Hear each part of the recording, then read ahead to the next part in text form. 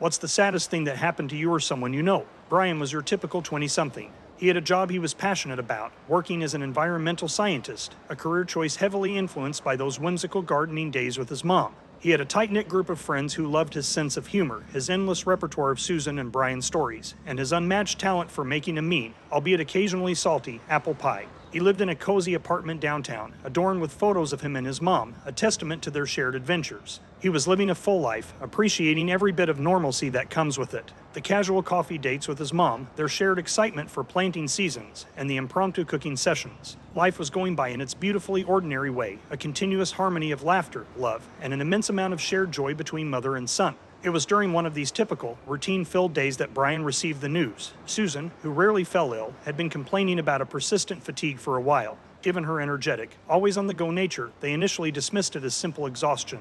But as days turned into weeks, Susan decided to see a doctor, leading to a series of tests.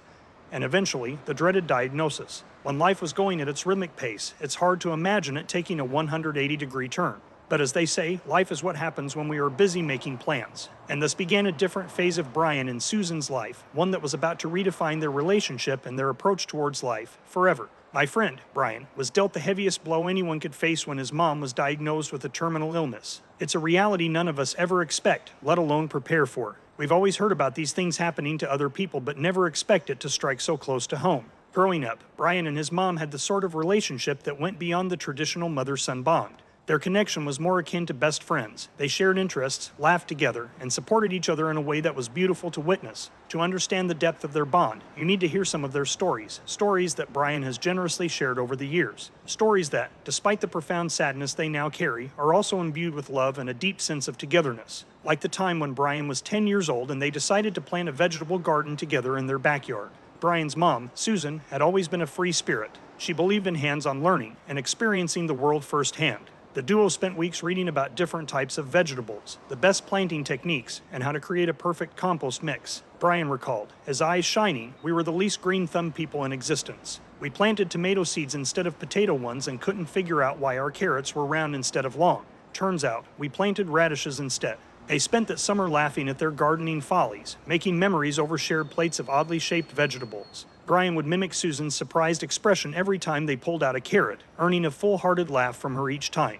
Even years later, they would still laugh at their mystery garden, a testament to the shared joy and fondness for their experiences. Or the time when Brian decided to learn how to cook and Susan wholeheartedly supported him. She would sit on a stool in the kitchen, a cup of coffee in hand, acting as a sous chef, peeling onions or washing vegetables while he stirred pots and flipped pancakes. Susan would often joke that she was a sous chef to a disaster waiting to happen, her eyes sparkling with mirth. Once, Brian accidentally added salt instead of sugar to the apple pie they were making, resulting in a salty, not-so-sweet surprise. I'll never forget the look on my mom's face when she took the first bite, Brian reminisced, laughing despite the sadness in his eyes. When Susan was diagnosed with terminal cancer, it was a harsh blow, a reality check that felt more like a punch in the gut. She was given 6 months. 6 months, the doctors said, as if one could put a timeline on life, on memories, on love. Brian was devastated. How do you accept that someone who has been your rock, your friend, your everything, won't be there anymore? How do you say goodbye when all you want to do is hold on? Despite her prognosis, Susan remained the epitome of strength and resilience. She decided to make the best of her remaining time, to continue making memories with Brian. We can't control life, Brian, she said one day, her hand gently resting on his, but we can control how we react to it. They decided to continue doing what they had always done, live and laugh. They went back to the backyard and laughed at the potato-tomato confusion again. They made another apple pie, this time with the correct amount of sugar, and Susan made sure to remind Brian of his salty disaster. The sadness was there, an undercurrent in their conversations and actions, but they chose to carry on with the laughter and love that had been the cornerstone of their relationship. Each day was cherished, each memory imprinted deeper, and each laugh echoed a little longer. Despite the sadness looming over them, they found moments of joy, flashes of the ordinary life they had once taken for granted. They embarked on a bucket list journey together, trying to condense a lifetime of experiences into those 6 months. This included everything from a hot air balloon ride that had them both giggling with a mix of thrill and terror, to quiet moments on their porch, watching the sun go down while sipping their favorite tea. They recounted old stories, relived their shared past, and in doing so, painted a richer, fuller canvas of their extraordinary bond.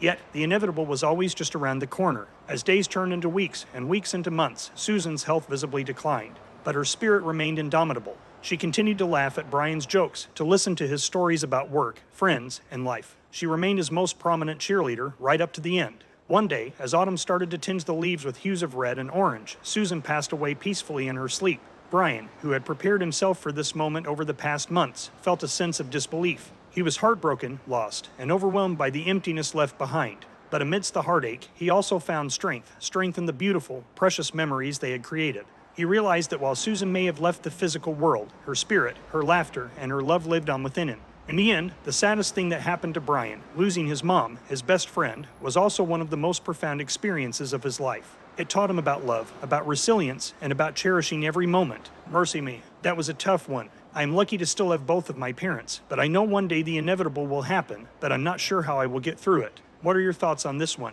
When you subscribe, be sure to click the notification bell. Click here for more Tangled threads.